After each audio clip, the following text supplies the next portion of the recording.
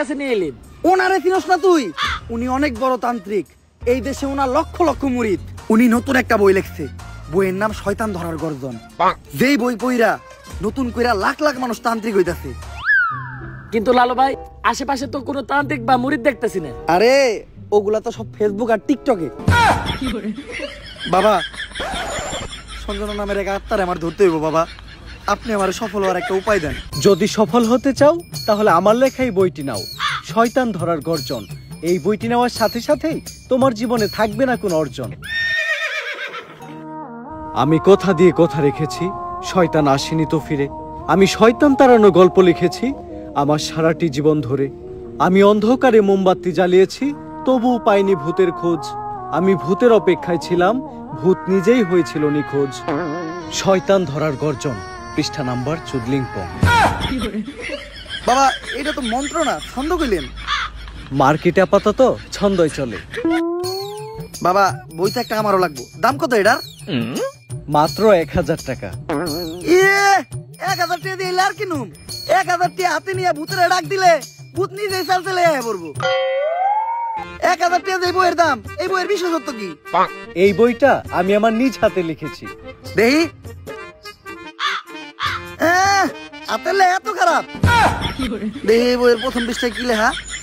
মানুষকে ভোদাই বানানোর 100টি উপায়। 1000 টাকা দিয়ে 120টার এই বইটি নেন আর ঠাস কইরা ভোদাই হয়ে যান।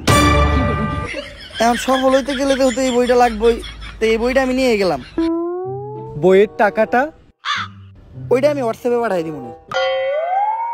গুরু, আজকের থেকে আপনার লেখা এই বইটা পইরাই আমার শয়তান ধরার যাত্রা করলাম শুরু। শয়তান ধরার গর্জন, পৃষ্ঠা নাম্বার চুদলিংপং।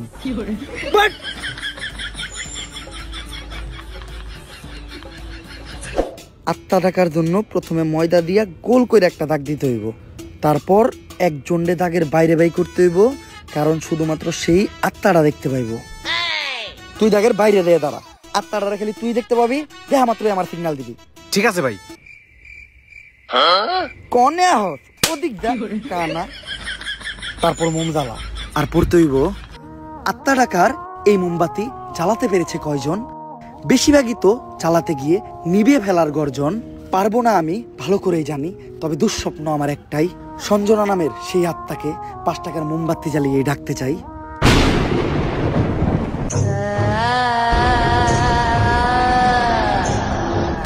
ওই দেখ তো কোন আত্মা টাত্মা আইছে নাকি?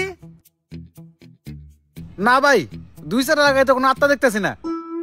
দূর আমার লেওরা, এই বিষটা কাম হইব না, সামনের বিষটা দেখতে হইব।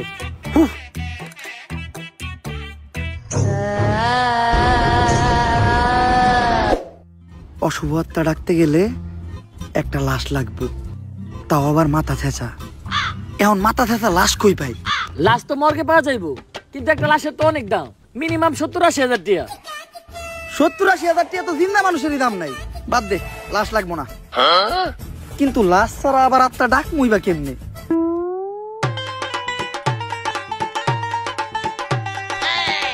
একটা হিট নিয়ে আয়।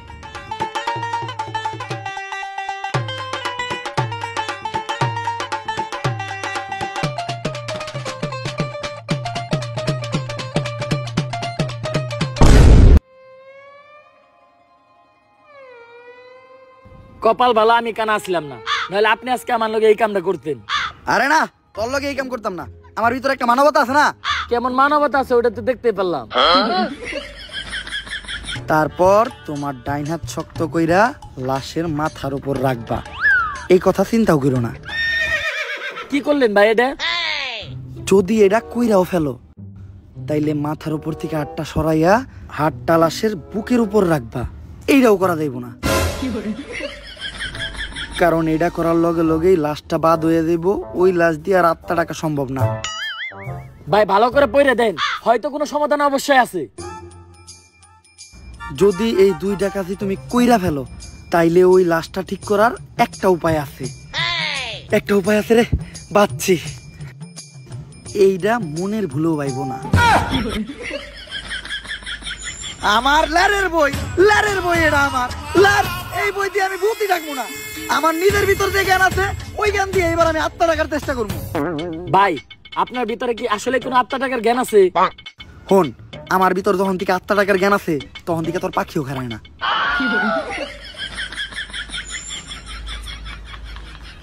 এগুলা কি করতেছেন বাবা?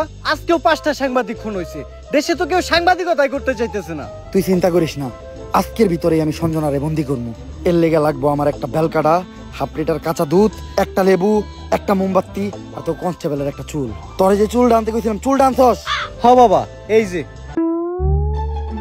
এই চুল এত ছোট আর এত মোড়া কে? এরকম চুল তো আগে দেখি নাই। কনকার চুল এটা? কনকার চুল বাবা, ওইটা তো জানি না, পাইছে ওই কনস্টেবলের আন্ডারপ্যান্ট থেকে।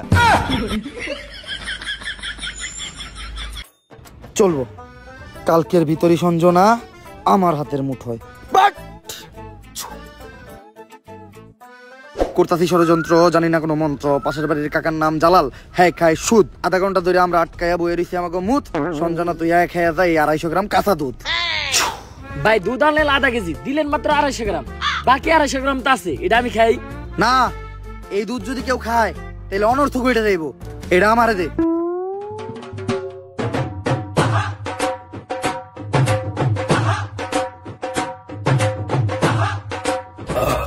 ভাই আপনি না কইলেন এই দুধ কেউ খাইলে অনর্থ করে যাইব গা, তাহলে আপনি খেলেন কে? আরে আমি তো খাই নাই, পান করছি। সবকিছুই রেডি আছে, এখন খালি এই কাঁচা দুধের ভিতর তাজা রক্ত দিতে হইব। দে তোর 8টা দে। 8 টাকাইটা কয়েক ফোঁটা রক্ত দুধের ভিতর ফালাই। আমি দিমু কে? আপনার ভালো লাগলে আপনি দেন। আরে রক্ত তো আমি দিতাম, কিন্তু আমার রক্তের গ্রুপের লগে সঞ্জয়ের রক্তের গ্রুপ মিলে না। রক্ত লাগবো এ পজিটিভ, আমার রক্তের গ্রুপ হইলো এবি পজিটিভ। এর লেগে তোরই দেওয়া লাগবে। কিন্তু ভাই আমার রক্ত তো এ পজিটিভ না, আমার রক্ত ও পজিটিভ। ও পজিটিভ?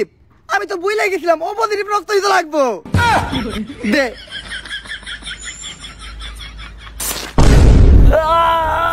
ভাই আপনারা কেন এরকম আদের বুদ্ধি আপনি কই থেকে পাইছেন? আরে এই বুদ্ধি আমার নিজের মাথার থেকে আইছে। এই ধরনের বুদ্ধি আমার মাথায় ভরপুর। আমার লগে ভন্ডামি করেন না, সত্য করে কোন আপনি। ইউটিউবের থেকে দেখছি, সব কাজই সম্পূর্ণ। এখন আমি সঞ্জনার এড়াইকা লেবুর ভিতর আর আত্মাটারে বন্দি করবো। যন্তর মন্তর সব কাপজাপ বন্ধ কর, ঝামেলা সব বাদ দিয়ে লেবুর ভিতর আইয়া বান কর। যদি এটা না করস সঞ্জনা তোর নানিরে খালি কর।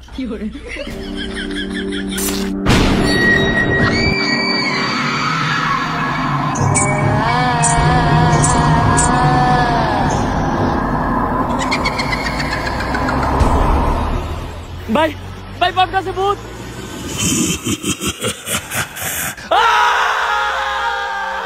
ভয় পাইস না, ততক্ষণ পর্যন্ত আমরা এই সার্কেলের ভিতর আছি আর এই মোম জ্বলতেছে, ততক্ষণ পর্যন্ত সঞ্জনা আমাকে কিছু করতে পারবো না। কিন্তু ভাই মোমবাতি তো ফুরাই যাইতেছে, এখন কি হইব? মোমবাতি ফুরাই গেলে বুঝবি আমরাও ফুরাই যাবো। আমার কামে ডিস্টার্ব করলি কে? সঞ্জনা তুমি খালি হলুদ সাংবাদিক করে মারতেছো কে? মিডিয়া হলো এদেশে সব থেকে বড় শক্তি, কিন্তু হলুদ সাংবাদিকেরা মিডিয়ার একটা মজা বানায় রাখছে। এদেশে ছোট ছোট বাচ্চারা ধর্ষণ হয়, খুন হয়, এগুলা নিয়ে কোনো নিউজ হয় না। কিন্তু পাকিস্তান থেকে কোন নায়িকা বাংলাদেশে ভাত মারলো, পরিমাণে কি ড্রেস পরলো, কে ভাত বেচলো, কে কেক বেচলো, এগুলা নিয়ে হাজার হাজার নিউজ হয়। আর আমি যখন ধর্ষণ হই, এটা নিয়েও কোনো নিউজ হয় নাই। শেষ পর্যন্ত আমার মরতে হইলো।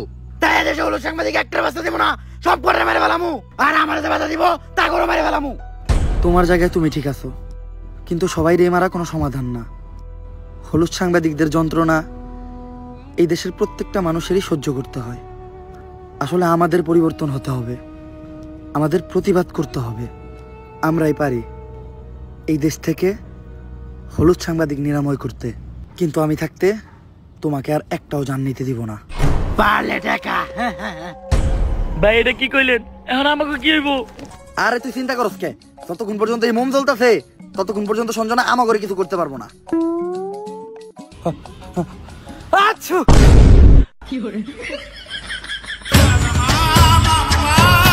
ভাই এটা কি করলেন? মামলা নিবিয়া লাইলেন।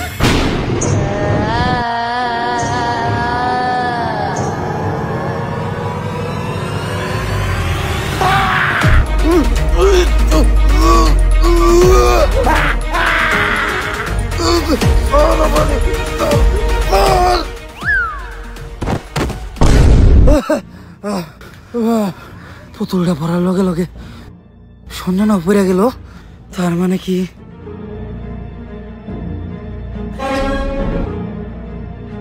দুম ধুম তাক তাক ধুম ধুম ধুম ধুম তাক তাক ধুম ধুম ধুম জাফরুইটা নিয়ে আয়। না না না না এটা করিস না। লেবুর ভিতরে ঢুকবি নাকি কইরা দিমু চুদলিং পং?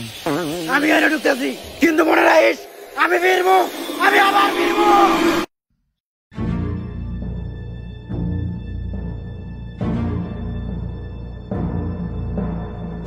এসপি, সঞ্জনার এই লেবুর ভিতর বন্দি করে লাইছি, আর লেবুটা এই ব্যাগের ভিতর। কিন্তু খুব সাবধান, একটা জিনিস লক্ষ্য রাখবা, এই লেবুটা যাতে কেউ না কাটে। একবার যদি এই লেবুটা কেউ কাটে তাহলে সঞ্জনা আবার মুক্ত হয়ে যাইব। ঠিক আছে বাবা। আর আমার উপহারের 10 লাখ টাকা ওইটা অলরেডি আপনার হোয়াটসঅ্যাপে পাঠিয়ে দিছি। হোয়াটসঅ্যাপে? বউ বউ, এই ব্যাগটা খুব সাবধানে রাখবা, কেউ যেন হাত দিতে না পারে। আর যাও, আমার জন্য 1 গ্লাস পানি নিয়ে এসো। আরে কতক্ষণ ধরে বসে আছি, পানি আনতে এত সময় লাগে? আরে আমি তো তোমার জন্য লেবুর শরবত বানিয়ে আনলাম। আমার লক্ষ্মী বউ। শরবতটা তো অনেক মজা হয়েছে। লেবুর শরবত যে বানাইলা, ঘরে তো লেবু আসিল না, লেবু পাইলা কই? কেন, লেবু একটা তো তোমার ওই ব্যাগেই আছিল।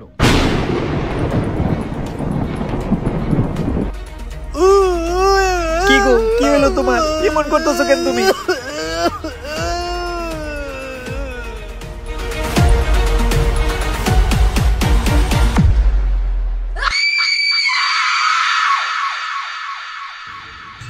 ভাই, সঞ্জনার কাহিনী তো শেষ করলেন, এখন আপনি কি করবেন? ভাবতাছি বই লেখমু একটা, পাবলিকরে ভোদাই বানানোর গর্জন। ব্যবসা খারাপ না, পাবলিক ভোদাই হতে চাইলে আমি বানাবো। পাবলিককে ভোদাই বানানোর এই উপায় পুরো দুনিয়াকে জানাবো। পাবলিক ঠিকই আমাকে বিশ্বাস করবে, ভাববে আমি থেকে যাব। কিন্তু না, তাদের পুং মারা শেষ হয়ে গেলে ঠিকই আমি পালাবো। পাবলিককে ভোদাই বানানোর গর্জন, পৃষ্ঠা নাম্বার 14 পং।